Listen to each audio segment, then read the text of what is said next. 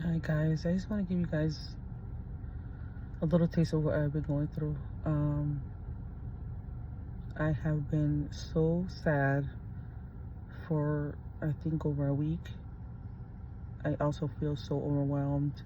Um, I feel like I don't want to say a failure, but like as if I'm underachieving. And I know it's dumb because I love to give. That's something that I do. I don't care about receiving anything from anyone.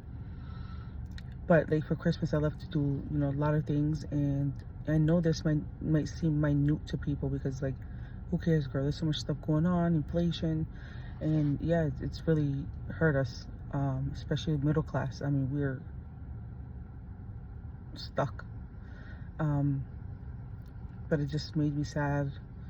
And yesterday, I had to have one of those crying spells where I have to like, it's almost I always say it's like a soul cleanser, and cry and cry and cry in my car just to feel like that relief from everything that weighs on me because although I suffer from PTSD, I suffer from bipolar, I suffer from anxiety, all because of childhood trauma um, that occurs.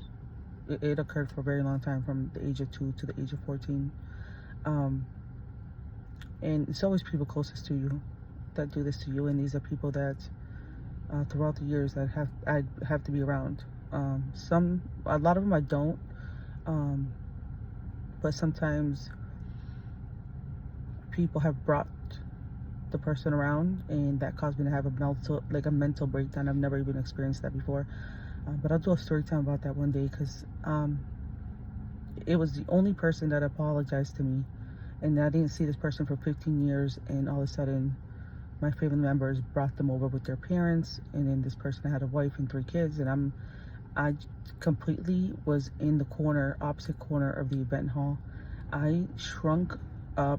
I freaked out, guys, so bad. And I remember he came up to me, he wanted to take pictures of me, and I kept telling him no, please. And he was like, hey, I'm bald. Well, you're fat, but you're bald. I'm bald. And I said, whatever. In my mind, I'm like, I'm fat because of the things that have occurred to me. And used, I self-destructed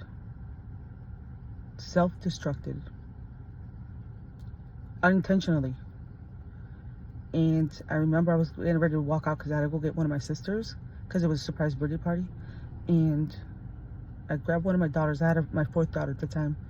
And he looked at my daughter, and he grabbed her face and said how beautiful she is and how she looks like me. And I lost everything. I lost it. I ran to the car, and I remember I was just wailing, wailing, wailing, wailing. And my sister, I have 4 sisters.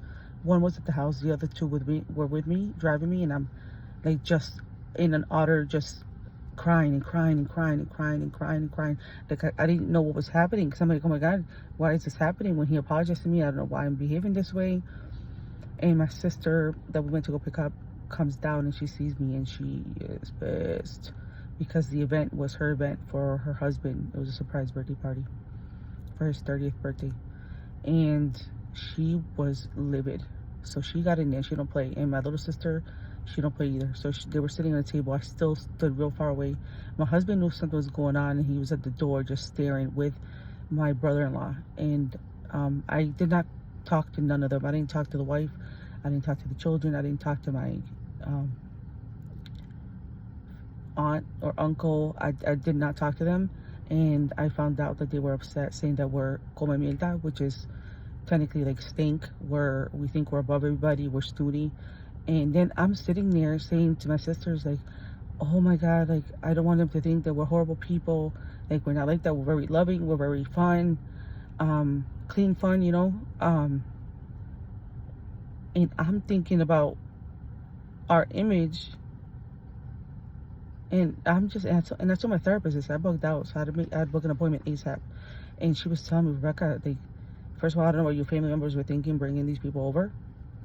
Um, but just the sheer thought, all I kept thinking about was like the wife of the person. Like, I'm like, oh my gosh, she don't know us. She don't know what he's done. even though I fully accepted his apology because it was sincere. He had accepted Jesus Christ at the time, and he really cried, and he said he was so sorry. It never happened again, and then he moved out, never seen him again. I looked at the woman and I'm like, oh my God, I'm not even talking to her.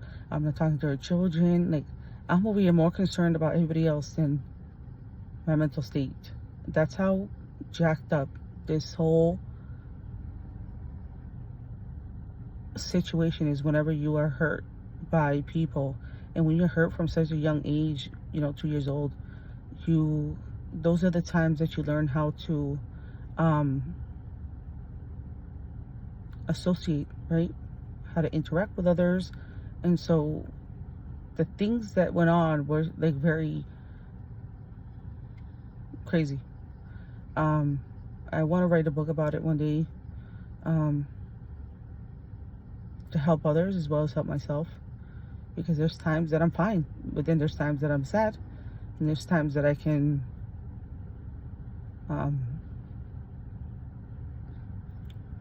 fight it through it because I have kids, and so I can dwell on anything. Because at the end of the day, I always tell people, the offenders live their lives. They move on. They have kids. They have a great life you think they have, but they're not thinking about what they've done to you. And some of these people have wives that we know of, and they think they're living a perfect life. God knows. And you know how sad it is, and how we are, my family, my siblings, that we don't air this stuff out. Because at the end of the day, I wouldn't want somebody to be like, oh, you guys are liars, like, this is my husband, whatever. So I'm not gonna bother, and I'm not gonna stir up problems with people. But these few months have been weighing heavy, not only because of that aspect that I deal daily with. I deal with my businesses. I deal with one big business that I have coming out soon that has to do with what I love to do. And I think it's just ways for me to take charge of my life, and that's why I don't drink, I don't do drugs, I don't do anything like that, because not because I'm judging anybody else who does it.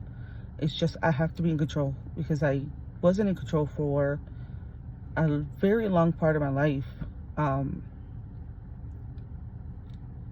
So if you've gone through anything like that, just, I know, take it day by day, take it day by day.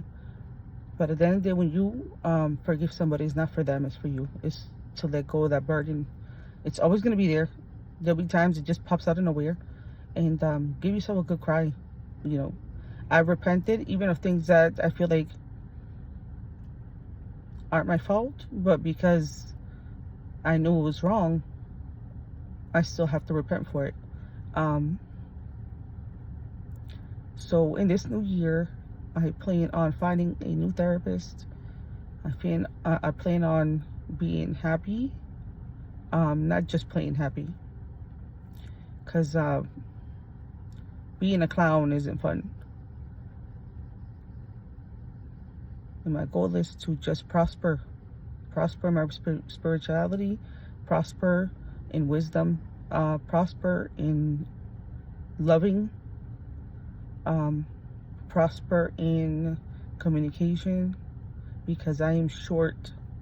I have become very short, and very irritable. And it's hard sometimes because you have kids. I have kids that are grown, and kids in the middle, and kids that are babies. And I love them dearly. Sometimes your actions affect others, right? So I always ask for forgiveness for my kids, and I always say I'm not perfect. Nothing terrible has happened to them, but I have to work on things as far as communication and just being a better person.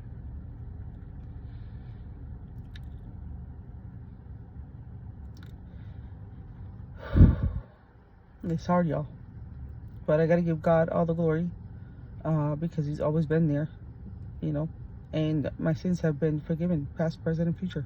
So that's what I rely on, my faith. So I hope you guys rely on your faith.